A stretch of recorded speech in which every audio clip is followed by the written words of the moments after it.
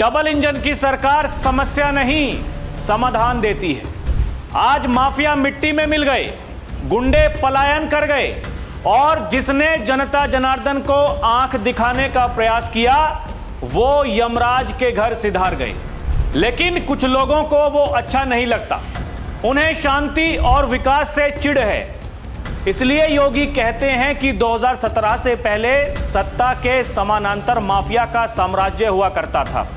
ना नीति थी, ना नियत थी, ना सुरक्षा थी और ना लैंड बैंक था।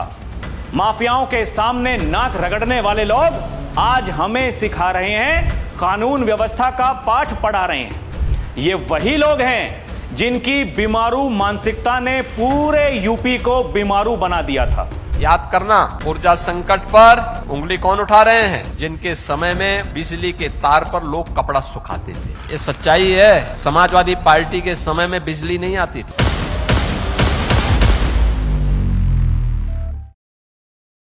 दर्शकों नमस्कार, डीएनपी इंडिया देख रहे हैं आप। साथ हूं मैं आपके राहुल चौधरी।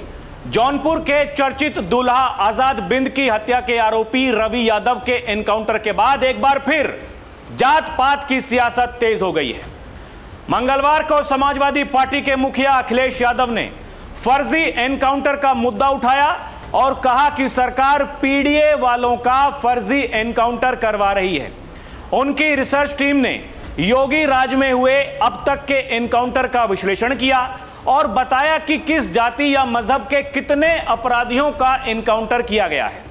चुनाव से पहले एक बार फिर अखिलेश यादव एनकाउंटर को मुद्दा बनाकर अपनी जातीय सियासत को धार देने में जुट गए हैं। अखिलेश यादव का कहना है कि राज्य में अब तक सबसे ज्यादा मुसलमान एनकाउंटर में मारे गए हैं। दूसरे स्थान पर ब्राह्मण समुदाय के लोग हैं, जिनकी संख्या कुल एनकाउंटर में करीब 15% बताई गई है। तीसरे स्थान पर पासी और यादव बिरादरी के लोग हैं। सपा के मुखिया इससे पहले भी यह मुद्दा कई बार उठा चुके हैं। इससे पहले वो कहते आए हैं कि योगी सरकार जाति विशेष को देखकर निशाना बना रही है। हालांकि यूपी पुलिस का स्पष्ट कहना है कि जो भी एनकाउंटर होते हैं उनके आपराधिक इतिहास को देखकर किया जाता है।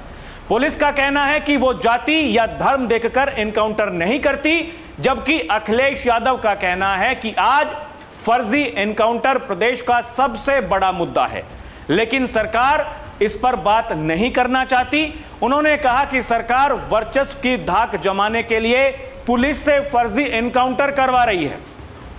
उनका कहना है कि जिस एनकाउंटर के पीछे मर्जी वो है फर्जी।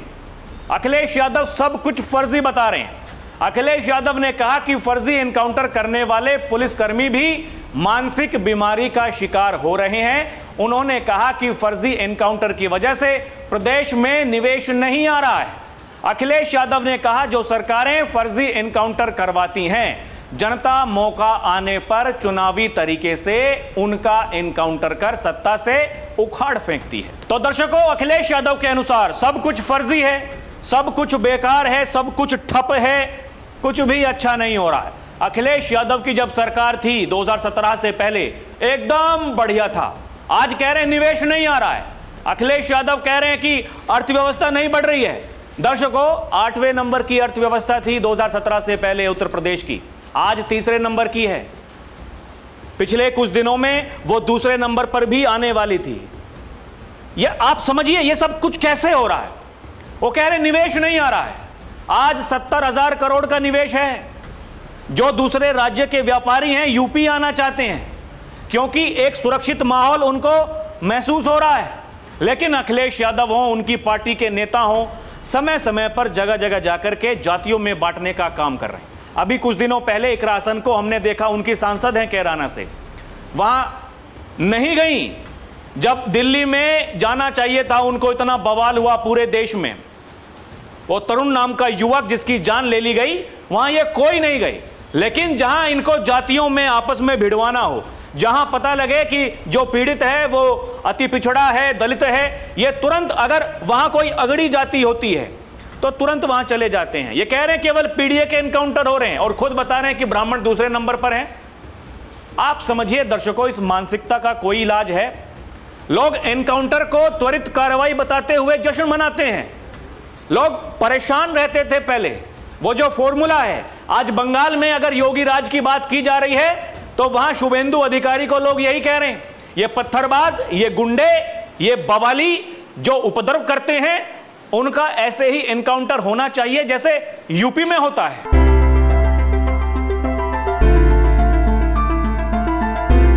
उत्तर प्रदेश में पानी की हर बूंद को बचाने की दिशा में योगी सरकार का बड़ा मॉडल आज देश भर में चर्चा का विषय बन चुका है।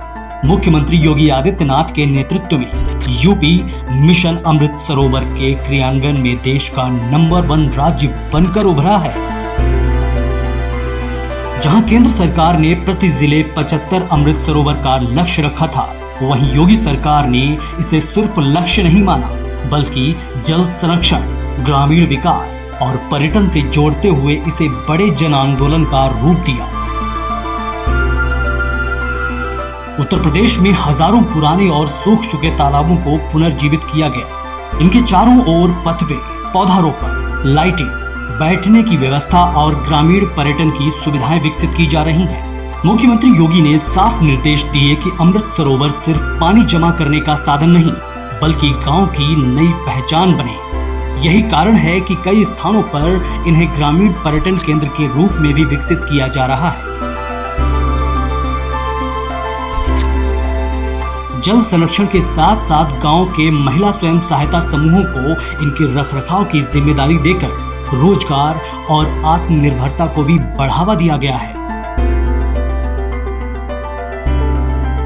मत्स्य पालन और स्थानीय गतिविधियों के जरिए ग्राम पंचायतों की आय बढ़ाने का भी प्रयास किया जा रहा है। योगी सरकार का दावा है कि ये सिर्फ तालाब नहीं, बल्कि भविष्य की जल सुरक्षा, पर्यावरण संरक्षण और ग्रामीण अर्थव्यवस्था की मजबूत नींव है। पानी बचाने की ये पहल अब उत्तर प्रदेश की नई पहचान बनती नजर आ रही है।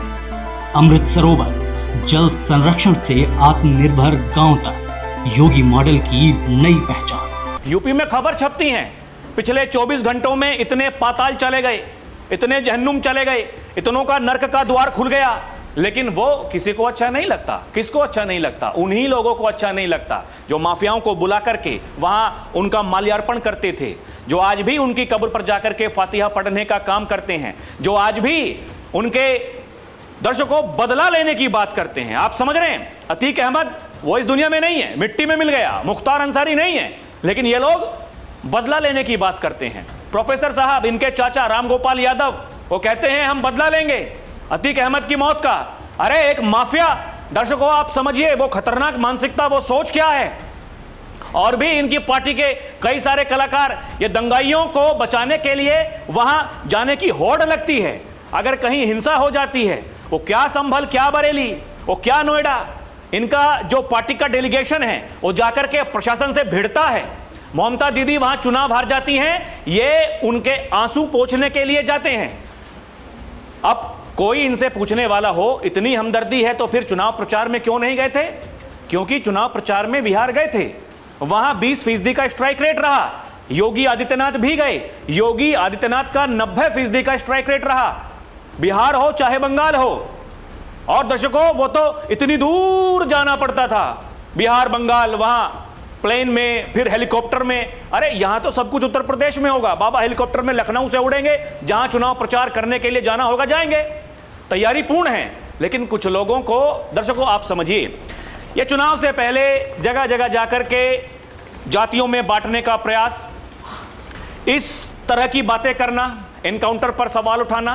कुछ लोग, जब हाईकोर्ट ने वो सवाल किया था अधिकारियों से, सरकार से कि क्या आपने कोई स्पेशल, कोई किसी को पावर दी है, ऐसी कोई लिखित आदेश है, कोई मौखिक आदेश है, तो योगी आदित्यनाथ एक सभा को संबोधित कर रहे थे। उन्होंने कहा कि पुलिस वाले गोली ना चलाएं तो क्या गोली खाएं? इसलिए उनको हम ट्रेनिंग देते हैं। वो पिस्तौल जो उनको दी हुई है इसलिए दी हुई है, नहीं आत्मरक्षा के लिए दी गई है। अपराधी कोई भी होगा, अगर बेटी की सुरक्षा में सेंध लगाने का प्रयास करोगे, व्यापारियों के प्रतिष्ठानों में आगजनी करने का प्रयास करोगे, उत्सव में अराजकता पैदा करने का प्रयास करोगे, ये रास्ता ये सीधे नरक में जाने का होगा, सीधे नरक में। ये कहते हैं योगी आदित्यनाथ। ये खौफ अपराधियों में है, आम जनता में नहीं है। लेकिन अखिलेश यादव कह रहे हैं फर्जी, सब कुछ फर्जी। दर्शकों, ये जो बीते दिन खबर छपी, दर्शकों इससे बड़ा दुख हुआ अखिलेश यादव को, इसलिए वो कह रहे हैं, अभी आऊंगा आपको बताऊंगा सिलसिलेवार सारी की सारी बात। क्या कह रहे हैं अखिलेश यादव? सरकार धाक जमाने के लिए करा रही फेक एनकाउंटर, अखिलेश यादव का योगी सरकार पर हमला। और देखिए, ये ऐसे लोग मानसिक रोगी, जौनपुर मुठभेड़ पर भड़के अखिलेश, कहा पीडीए वालों के हो रहे फर्जी एनकाउंटर। अभी क्या करतूत उसने की थी पीडीए वाले ने, दर्शकों वो भी आपको बताने वाला हूं। ये जो खबर छपी दर्शकों बीते दिन, 24 घंटे में 3 पहुंच गए पाताल, बाकी 5 पहुंचे हवालात, बाबा की पुलिस का एक्शन मोड। उत्तर प्रदेश के जौनपुर जिले के बहुचर्चित दूल्हा हत्याकांड के आरोपित रवि यादव को पुलिस ने एनकाउंटर में मार गिराया, जिस पर 1 लाख रुपए का इनाम था। वहीं अलीगढ़ जिले में पुलिस ने लूट के दुर्दांत 2 अपराधियों को एनकाउंटर में ढेर कर दिया, जिन पर 50-50 हजार रुपए का इनाम था। एक यादव था, एक मुस्लिम था। आप समझ रहे हैं, ये दुख उस बात का है, ये जो पीसी आज करी गई है ये उसके लिए करी गई है। ये दर्शकों उत्तर प्रदेश में खबर तो यही छपती है कि भैया जीरो टॉलरेंस है, जीरो टॉलरेंस है, जीरो टॉलरेंस है। अगर योगी आदित्यनाथ बार बार किसी बात को कहते हैं कि अगले चौराहे पर यमराज मिलेगा, तो यमराज खड़ा हुआ दिखाई देता है दर्शकों। अब देखिए अखिलेश यादव ने जो तर्क दिया, अब ये खबरें छप रही हैं, जात ना पूछो अपराधी की, देखो उसका अपराध, अखिलेश को एनकाउंटर से दिक्कत या जाति विशेष से। अब देखिए ये अखिलेश यादव ने जो कुछ कहा दर्शकों, जैसा कि मैंने आपको बताया, कहा कि सबसे ज्यादा मुसलमान, उसके बाद में ब्राह्मण, उसके बाद में पासी और यादव बिरादरी के लोग हैं जो तीसरे नंबर पर हैं। अच्छा आगे बढ़ते हैं।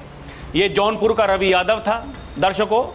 बीते 25 मई को ये पुलिस ने जौनपुर में रवि यादव नाम के शख्स का एनकाउंटर करके उसको ढेर कर दिया। रवि यादव कोई छोटा अपराधी नहीं था या कोई छोटा अपराध करके नहीं भागा था, वो बीच रास्ते में बारात लेकर जा रहे दूल्हे की गोली मारकर हत्या कर देता है। 24 मई की रात को अलीगढ़ में 2 बदमाशों का एनकाउंटर हुआ, जिनका नाम रजा मोहम्मद मुबीन था। इन दोनों पर 70 से 80 लूट के मामले दर्ज थे दर्शकों, 70 से 80 मामले। इनका इलाकों में खौफ था, औरतें घर से बाहर निकलने में डरती थी। इन दोनों बदमाशों को पुलिस ने ढेर कर दिया और हाल ही में गाजियाबाद में कैश वैन मशीन लूटने वाले आरोपी का एनकाउंटर किया गया, जिसमें जो ढेर हुआ उसका नाम था जुबैर। जुबैर दुर्दांत अपराधियों में से एक था, इस पर 1 लाख रुपए का इनाम था। ये कोई छोटे लोग हैं? ये आज भी दिन रात एक बात कही जा रही है, अपराध करोगे तो भुगतोगे। ये फिल्मी स्टाइल में ये कैश वैन लूट रहे हैं भाई साहब। ये बताया जा रहा है वो जो अपने गैंग के साथ में मिलकर के जो बारात लेकर के जा रहा था दूल्हा, क्योंकि वो शादी से खुश नहीं था, उसको ढेर कर दिया, उसकी जान ले ली। ये साधारण व्यक्ति हैं, इनकी मौत पर मातम मनाते हैं कुछ लोग। ऐसे ऐसे लोग हैं दर्शकों। ये जिनका एनकाउंटर हुआ वो कोई बेगुनाह नहीं थे दर्शकों। ये प्रेस वार्ता में अखिलेश यादव ने आंकड़ा जो जारी किया है यूपी पुलिस के एनकाउंटर का, जिसमें बताया गया जाति के लोगों का सबसे अधिक इनका एनकाउंटर हुआ है। ये उत्तर प्रदेश की पुलिस जाति को टारगेट करके उनका एनकाउंटर कर रही है, ऐसा नहीं है। लेकिन अखिलेश यादव ये बार बार भूल जाते हैं कि एनकाउंटर होता है, वो कोई छोटे मोटे अपराधी नहीं है। यही बताया जा रहा है जो हम आप सोचते हैं दिलो दिमाग में। मीडिया रिपोर्ट्स में भी वही छपा है दर्शकों। क्या ठाकुर जाति के बदमाशों का एनकाउंटर नहीं हुआ? यह भी अपने आप में सवाल है। ये तो आरोप लगाते हैं कि योगी आदित्यनाथ वो ठाकुरवाद कर रहे हैं, ठाकुरों की सरकार है। 2024 में 28 अगस्त को सुल्तानपुर में भरत जी ज्वेलर्स की दुकान में 1.4 करोड़ रुपए की बड़ी लूट हुई। इस घटना के बाद खूब बवाल मचा। पुलिस और एसटीएफ ने तत्परता दिखाते हुए आरोपी मुंगेश यादव और अनुज प्रताप सिंह को मार गिराया। इसमें एक यादव एक ठाकुर। बताइए दर्शकों, जातिवाद कहां बचा? 23 सितंबर 2024 को एसटीएफ ने इनको ढेर कर दिया। इसके अलावा राजस्थान और यूपी में आतंक का पर्याय रहे मोस्ट वांटेड मुकेश ठाकुर को आगरा पुलिस ने मार गिराया था। इसके अलावा गाजियाबाद में अनिल दुजाना गैंग से जुड़े कुख्यात अपराधी 50,000 रुपए के इनामी बलराम ठाकुर को पुलिस ने मुठभेड़ में ढेर कर दिया था। ये कुछ आंकड़े हैं जो मैं आपके सामने बता रहा हूं, मीडिया रिपोर्ट्स में छपा है। अगर बातें करने लगे तो कहानी बड़ी लंबी है। जो दर्शकों, क्षत्रिय बदमाशों के भी एनकाउंटर हुए हैं, लोग यही कह रहे हैं। यूपी में सबसे अधिक मुसलमानों का एनकाउंटर हुआ है, अखिलेश यादव का ये कहना है, क्योंकि उनको तो पता है कि जातियों वाला कार्ड खेलना है। 2017 से लेकर अब तक कितने एनकाउंटर हुए हैं जिसमें बदमाश मारे गए हैं। इन आंकड़ों में अगर यहां मुस्लिम और ब्राह्मण भी हैं तो दर्शकों, जो क्षत्रिय बिरादरी हैं उनके भी एनकाउंटर हुए हैं। ये जाति, मत, मजहब, इसको देख करके अपराधियों को ढेर नहीं किया जाता है। जो अपराध करेगा, सीधी सी बात है, अपराध मत करो, मत करो अपराध। अपराध करोगे तो फिर भुगतोगे। ऐसे ऐसे कलाकार लोग हैं दर्शकों। आज योगी आदित्यनाथ एक जनसभा को संबोधित कर रहे थे, कार्यक्रम को संबोधित कर रहे थे। उन्होंने बताया ये 2.5 करोड़ की गाड़ी में घूमने वाले लोग 45 रुपए का गमला चोरी करते हैं। ऐसे ऐसे लोग हैं। अरे इतना तेल फूंक रहे हो गाड़ी में, उसमें से 45 रुपए का गमला लेकर के अपने घर रख लेते। योगी आदित्यनाथ ने बताया, कहा कि हमारे पास में सीसीटीवी फुटेजेस हैं। आजकल तो हर जगह सीसीटीवी लगे हुए हैं, हमको पता है। एक बार तो हमने सोचा कि उसका पोस्टर लगा दूं चौराहे पर। आप बताइए दर्शकों, ये ऐसे ऐसे तो ये लोग हैं, ये गमला चोर, ये क्या कुछ लोग इनको नहीं कहते हैं, कोई टोटी चोर कहता है दर्शकों। इसलिए लोग ये कह रहे हैं, ये समाजवादी पार्टी के समय बिजली के तार पर लोग कपड़े सुखाते थे। आज जो बिजली संकट चिल्ला रहे हैं, क्योंकि इनके समय में बिजली आती नहीं थी, बिजली के तारों पर कपड़े सुखाते थे लोग। याद करना, ऊर्जा संकट पर उंगली कौन उठा रहे हैं? जिनके समय में बिजली के तार पर लोग कपड़ा सुखाते थे। ये सच्चाई है। समाजवादी पार्टी के समय में बिजली नहीं आती थी। लोग ये कह रहे हैं, ऊर्जा संकट के इस दौर में हम किसी के बहकावे में ना आए, विपक्ष के नैरेटिव को ना माने। ये कहना है योगी आदित्यनाथ का। सुनिए क्या कह रहे हैं बाबा। हमारा दायित्व बनता है ऊर्जा संकट के इस दौर में हम किसी के बहकावे में ना आने पाए, कि विपक्ष के उस नैरेटिव को न माने। दर्शकों, योगी आदित्यनाथ ये कह रहे हैं, ये अफवाहबाज, ये देश के हितैषी नहीं है।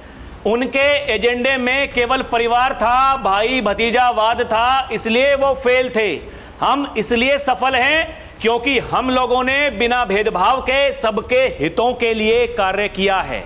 योगी ये कह रहे हैं, पहले की सरकारें अपने परिवार के लिए सोचती थी, हमारे लिए प्रदेश की 25 करोड़ की आबादी ही हमारा परिवार है। सुनिए क्या कह रही हो। कि जो ये अफवाहबाज हैं, ये देश के हितैषी नहीं है। उनके एजेंडे में केवल परिवार था, भाई भतीजावाद था, और इसीलिए वे फेल थे। हम इसलिए सफल हैं क्योंकि हम लोगों ने बिना भेदभाव के इन सब के हितों के लिए कार्य किया। परिणाम दिखाई दे रहा है। पहले की सरकारें क्यों फेल थी?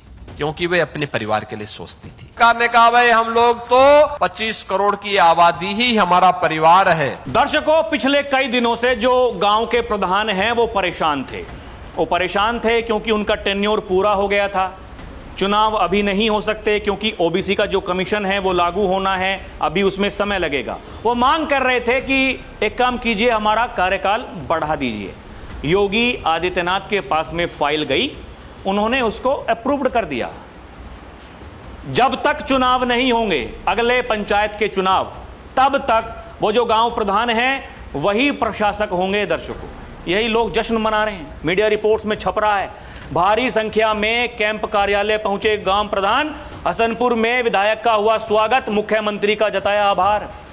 लोग ये कह रहे हैं, यूपी में अगले 6 महीने तक ग्राम प्रधान ही होंगे प्रशासक। योगी सरकार ने लिया फैसला, लोगों में उत्साह है। अब आप समझिए, इनको पता ही नहीं ये कौन सी दुनिया में रहते हैं।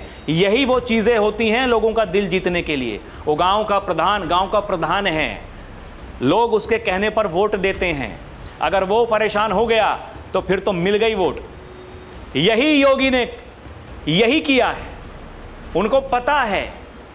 ये इसलिए वो कहते हैं, ये 27 में आने का सपना मत देखिए, 47 तक नहीं आ पाओगे। 47 तक तो क्या हो जाएगा दर्शकों, हमें नहीं पता, आपको नहीं पता, हम भी केवल इंतजार ही कर रहे हैं। इस पार्टी का कोई भरोसा नहीं, कल को क्या कानून लेकर के आ जाए। लोग छाती पीटते हुए दिखाई देंगे कुछ दिनों के लिए, उसके बाद में सब शांत हो जाएगा। कुछ नहीं होता है। अगर विकसित भारत का संकल्प है, विकसित उत्तर प्रदेश का संकल्प है, वो पूरा होगा, ये आप यकीन मान करके चलिए। होना है। अगर मोदी ने कुछ कह दिया, योगी ने कुछ कह दिया, वो पूरा होता है। योगी यही कहते हैं, हम बोलते कम है, काम ज्यादा करते हैं, और जो कहते हैं डंके की चोट पर करते हैं। डंके की चोट पर काम हो रहा है उत्तर प्रदेश में, लोगों को परेशानी है। दर्शकों, आपको क्या समझ में आता है हमें कमेंट करके बताएं। अभी के लिए इतना ही। देखते रहें डीएनपी इंडिया, हर खबर भरोसे के साथ। और दर्शकों, हमारी आपसे अपील है, चैनल को सब्सक्राइब भी करें। हमारी वीडियो आपके पास में जल्दी आएगी। हम मजबूत होंगे, हम इस राष्ट्र की आवाज़ को मजबूत करते रहेंगे। बहुत बहुत धन्यवाद। जय हिंद, जय भारत, नमस्कार।